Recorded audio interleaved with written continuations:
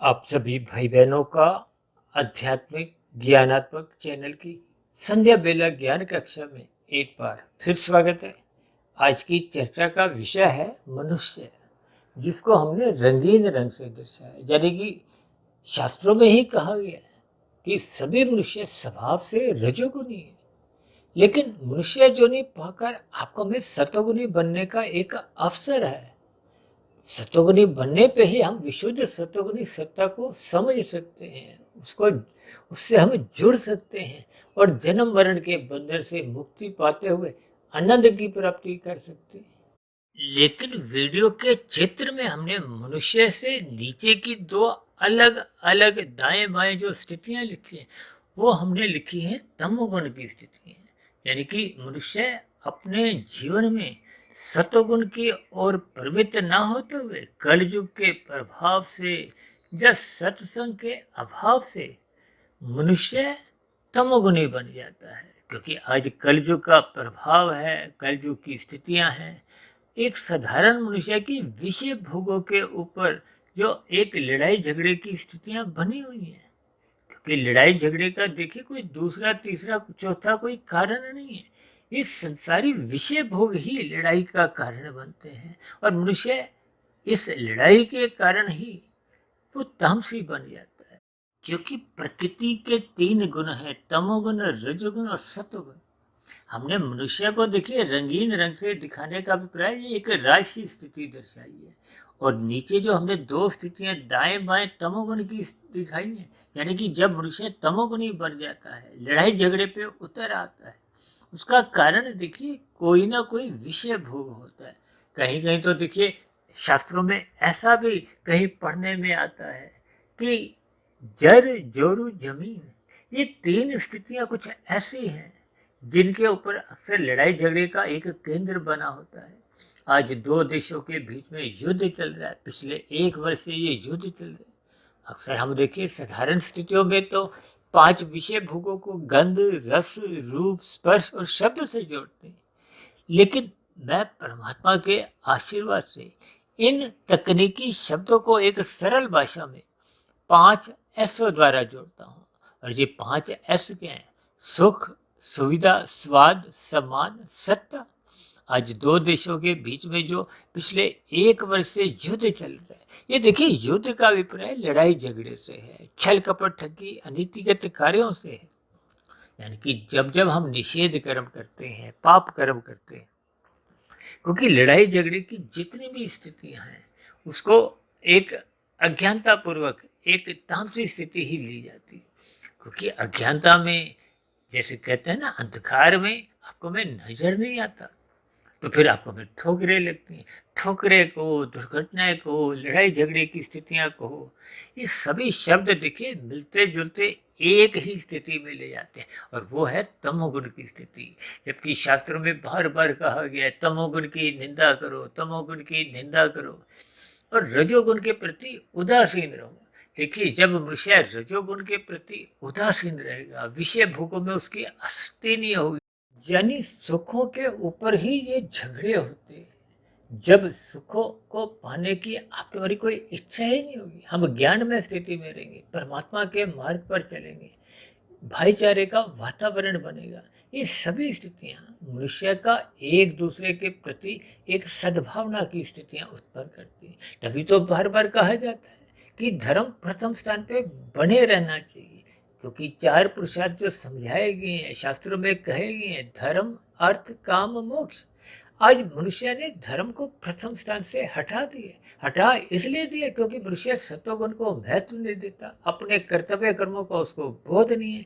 इंसानियत की स्थितियों से मनुष्य नीचे गिरता हुआ पशु वृत्तियों में गिरता जा रहा है, क्योंकि दो मनुष्यों में या दो समुदायों में या दो देशों के बीच में जब जब ये युद्ध की, लड़ाई झगड़े की स्थितियां उत्पन्न होती हैं, तो इसका अभिप्राय क्या है? जैसे दो पशुओं में लड़ाई होती है, देखिए जंगल में कहो या और भी कुछ ऐसी स्थितियों में, ये झगड़े की स्थितियों का अभिप्राय एक पशु वृत्तियों से है, तामसी स्थितियों से। इसीलिए तो हमने देखिए तमोगुणी की स्थिति को हमने काले रंग से दर्शाया, जबकि इन दोनों स्थितियों को बीच में एक हमने सफेद रंग से एक सफेद रंग से जो शब्द लिखा है उसका नाम है सुलह, यानी कि लड़ाई झगड़ा बंद करने की स्थिति में एक जो पहल की जाती है। ये सुलह का अभिप्राय सतोगुण की स्थिति है। ये सुलह का अभिप्राय देखिए धर्म की स्थिति है। सुलह का अभिप्राय देखिए एक सच्चाई से है, क्योंकि लड़ाई झगड़े में देखिए कभी भी किसी भी पक्ष का कोई लाभ नहीं होता। इन सभी स्थितियों को जब तक मनुष्य महसूस नहीं करता, अपने मिले हुए जीवन के महत्व को समझता नहीं है। अक्सर आज देखिए जगह जगह अदालतें बढ़ती जा रही हैं। अदालतों में भी देखिए कितने लंबे लंबे समय तक ये जो जितने भी झगड़े की स्थितियां हैं या जितने भी जो मुकदमे चल रहे होते हैं, ये 2 साल 5 साल 10 साल 20-20 साल चलते रहते हैं। और अंत में क्या स्थितियां बनती हैं? कहीं ना कहीं स्थितियां एक सुलह की ही बनती हैं। यानी कि ये सतोगुण की स्थिति को, ये एक सच्चाई की स्थिति है। ज्ञान का दीपक देखिए जब तक जलता नहीं है, देखिए जब तक प्रकाश आता नहीं है, तो फिर अज्ञानता की स्थितियाँ, अंधकारमय स्थितियाँ, लड़ाई झगड़े की ये जो स्थिति है, इनमें किसी भी प्रकार की फिर सुलह की स्थितियाँ नहीं बनती। अभी कुछ दिन पहले देखिए भारत देश में G20 का सम्मेलन आरंभ हुआ था। उस सम्मेलन में भी देखिए ये जो दो देशों के बीच में युद्ध की स्थितियां पिछले 1 वर्ष से निरंतर बनी हुई हैं। इस युद्ध में देखिए दोनों ही पक्षों में, दोनों ही देशों का जान माल की हानि होती है, वातावरण दूषित होता है। ये सभी स्थितियां दुखमयी हैं। इस दोनों देशों के बीच में सुलह की स्थितियां उत्पन्न हो, इसी के लिए ही देखिए भारत का भी प्रयास है, शेष अन्य देशों का भी इस दिशा की ओर एक सहयोग की स्थितियां बनने लगी है। तो इन सभी स्थितियों को ही देखिए किसी भी शब्दों से आपको भी प्रेरणा मिलनी है। चाहे हम उस स्थिति विशेष से प्रेरणा लें, चाहे हम शास्त्रों से एक प्रेरणा लें, चाहे हम सत्संग करते हुए प्रेरणा लें। देखिए अंधकार तब तक बना रहता है जब तक प्रकाश की स्थितियां आती नहीं। अक्सर हम हर बार कहते रहते हैं ना कि ब्रह्म मुहूर्त में उठो, सत्संग करो, शास्त्रों का अध्ययन करो। ये सभी सात्विक स्थिति है। जब तक मनुष्य जीवन पाकर हम रजोगुण से सतोगुण की ओर नहीं जाते, तो फिर आपके मेरे मिले हुए जीवन की कोई सार्थकता नहीं रह जाती। इसीलिए शास्त्रों में बार बार इस बात की सलाह दी जाती है कि मनुष्य को अपने मिले हुए जीवन में सत्संग निरंतर श्रद्धापूर्वक करते रहना हो, क्योंकि श्रद्धापूर्वक सत्संग किए बिना आपका हमारा जो मन बुद्धि है, यानी अंतःकरण की स्थितियां हैं, ये शुद्ध नहीं होती। जब तक मन बुद्धि शुद्ध नहीं होते, यानी कि सूक्ष्म शरीर जब तक शुद्ध नहीं होता, तो फिर कारण शरीर में शुभ संस्कार बन नहीं पाते। देखिए जब जब कारण शरीर में बुरे संस्कार बने होंगे, वो बुरे संस्कार समय समय पे अपना प्रभाव कहो, अपने अंकुरण की स्थितियां कहो, अपनी मौजूदगी कहो, विचारों से, वृत्तियों से ये मन बुद्धि के पटल पे आती रहती है। जब जब ये मन बुद्धि के पटल पर आएंगी, तो फिर ये स्थूल शरीर के स्तर पर कर्मेंद्रियों द्वारा नए नए पाप कर्म भी करवाती हैं, जिसके पीछे का कारण क्या है कि आपके हमारी जो 5 स्थूल शरीर की ज्ञानेंद्रिय हैं, वो विषय भोगों का सुख भोगने में आतुर रहती है, उनमें लोलुपता बनी रहती है।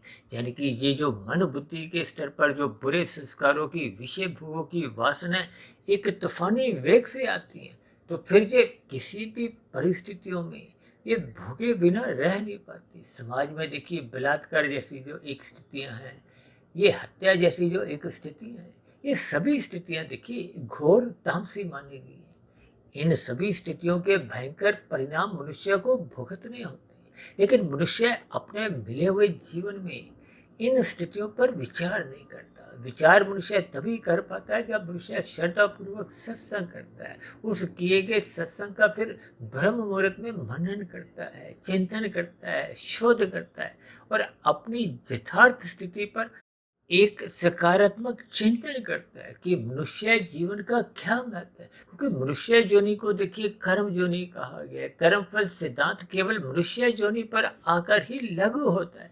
शेष जोनियों में तो देखिए इन किए गए कर्मों के परिणाम आपको में भुगतने होते हैं। देखिए, सुख रूपी अनुकूल परिस्थितियों का तो हम त्याग भी कर सकते हैं, लेकिन प्रतिकूल परिस्थितियों का दुख रूपी परिणाम को हम अस्वीकार कर नहीं सकते। वो तो आपको हमें भोगने ही पड़ते हैं। इसलिए तो परमात्मा ने नीचे की 80 लाख प्रकार की जो तामसी जोनी है, जो दंडमय जोनी है, जो कभी ना कभी किसी ना किसी युग में, वो भी आपके हमारे समान देखिए मनुष्य जोनी में ही थी, उन्होंने भी तामसी वृत्तियों का, ये लड़ाई झगड़े की स्थितियों का, निषेध कर्मों का, पाप कर्मों का अधिक संग करते हुए अपना कर्माशय बिगाड़ लिया था। देखिए, मनुष्य योनि तो तभी पुनः मिलती है जब संचित कर्मों में मरते समय पुण्य कर्मों की कम से कम 50% या अधिक की स्थितियां होती हैं, अधिक का अनुपात होता है। और यदि ये अनुपात कम रह जाता है, पाप कर्मों का अनुपात बढ़ जाता है, तो फिर ना चाहते हुए देखिए नीचे की जोनियों में जन्म लेने की किसी की इच्छा नहीं होती। कोई कबूतर बनना नहीं चाहता, कोई कुत्ता बनना नहीं चाहता, कोई छिपकली बनना नहीं चाहता, कोई कीड़ा मकोड़ा, कीट पतंगा, तितली बनना नहीं चाहता, कोई वनस्पति जोनी में जन्म लेने को इच्छा नहीं रखता। लेकिन इन सभी स्थितियों पर प्रकृति कर्मफल सिद्धांत के अंतर्गत, क्योंकि स्वतंत्रता केवल मनुष्य योनि में आपको हमें मिलती है कि हम अपना जीवन संवार भी सकते हैं, बिगाड़ भी सकते हैं। सत्संग करते रहने से आपका मेरा जीवन सुधरता है, सफलता की ओर जाता है, सार्थक दिशा की ओर जाता है। इसमें एक आध्यात्मिक उन्नति होते रहने से फिर ये जन्म मरण के बंधन से मुक्ति पाने का भी एक अवसर मिलता है। और यदि हम श्रद्धापूर्वक सत्संग नहीं करते, रजोगुण की स्थितियों में ही अपनी गहराइयाँ बढ़ाने लगते हैं, फिसलने लगते हैं, तो फिर उन गहराइयों के कारण को, उन राशि विषय भोगों की वासना ही कब मनुष्य को तमोगुण में गिराते हुए कितने अधिक पाप कर्म करवाने लगती है। वो राशि भोगों के आवेश में मनुष्य को इसका बोध नहीं होता। जबकि शास्त्रों में तो देखिए कलयुग की 5 स्थितियां समझाई गई हैं: धूर्त कीड़ा, मदपान, स्त्री संग, हिंसा और अनीतिगत कार्यों से कमाया गया धन। देखिए, जब ये सभी स्थितियों में मनुष्य अपने दिनचर्या में इन 5 स्थितियों में लिप्त रहता है और अपना कर्माशय बिगाड़ता रहता है, तो उसमें देखिए ये पशु वृत्तियां, आहार में तो निंद्रा भय जैसी स्थितियां ही बनते हुए उसका कर्माशय बिगड़ता जाता है, उसके संस्कार बिगड़ते जाते हैं। ये सभी स्थितियां ही फिर मनुष्य की मरने के बाद अधोगति का कारण बनती हैं, आधार बनती है। इसलिए हम सभी भाई बहनों को अपने मिले हुए जीवन में ये लड़ाई झगड़े की स्थितियों से बचना होगा, निरंतर श्रद्धापूर्वक सत्संग करते रहना होगा। क्योंकि कुछ दिन पहले हमने देखिए एक वीडियो प्रसारित किया था, तमोगुण का दूसरा नाम दुख है। और उससे अगले दिन ही हमने देखिए एक संध्या बेला ज्ञान कक्षा में ही एक वीडियो प्रसारित किया था, सत्वगुण का पहला नाम ही सुख है। यानी कि ये सुलह की स्थितियां को, सत्संग की स्थितियां को, परमात्मा की ओर आपका हमारी जो एक जिज्ञासा है, झुकाव है, जब तक ये परिस्थितियां आपके हमारे जीवन में निरंतर बनना आरंभ नहीं होती, यानी कि जब तक धर्म प्रथम स्थान पे आपके हमारे व्यवहार में बनता नहीं है। देखिए, धर्म प्रथम स्थान पे बने रहने से ही आपका हमारा अर्थ और काम ये मर्यादा में रहते हैं। मर्यादित रहने पे ही फिर धीरे धीरे ये धर्म ही आपको हमें मोक्ष की स्थिति की ओर, परमात्मा की ओर सहज ही प्रवृत्त करने लगता है। और यदि मनुष्य अपना सत्वगुण ही बढ़ाता नहीं है, देखिए सत्वगुण बढ़ाने के लिए ही शास्त्रों में विभिन्न प्रकार के कर्म कांड इसीलिए रचे गए कि मनुष्य रजोगुण में गहरे तल पर डूबे नहीं। क्योंकि डूबना क्या है, ये राशि विषय भोग ही लड़ाई झगड़े का कारण बनते हैं। ये विषय भोग ही मनुष्य से पाप कर्म करवाते हैं। इसलिए तो भगवान श्री कृष्ण जी ने गीता में ही अर्जुन के रथ के 5 घोड़ों की लगाम अपने हाथ में रखते हुए यही ज्ञान उपदेश दिया है। यानी कि आपको हमें शास्त्रों का अध्ययन करते रहना होगा, स्वाध्याय करते रहना होगा, गुरु के प्रवचनों को सुनते रहना होगा, रात को मौनात्मक स्थितियों से बचना होगा। क्योंकि रात को तमोगुण की स्थितियां एक विकराल रूप में आती हैं। उन स्थिति विशेष में मनुष्य जब मादक पदार्थों का भी सेवन करता है तो अपनी स्थिति को और नीचे गिराने लगता है, जिसके फलस्वरूप मनुष्य ब्रह्म मुहूर्त में उठ नहीं पाता, यानी कि वो परमात्मा से जुड़ नहीं पाता। जिसके फलस्वरूप दिन में जब रजोगुण की स्थितियां होती हैं तब उन रजोगुण स्थितियों के बहाव में, विषय भोगों के बहाव में मनुष्य सहज ही फिसलने लगता है। फिसलते फिसलते मनुष्य अंतोगत्वा तमोगुण में गिरता है, और तमोगुण में गिरने पे कब उसके लड़ाई झगड़े या अनीतिगत कार्य होना आरंभ हो जाते हैं, मनुष्य को इसका बोध नहीं रहता।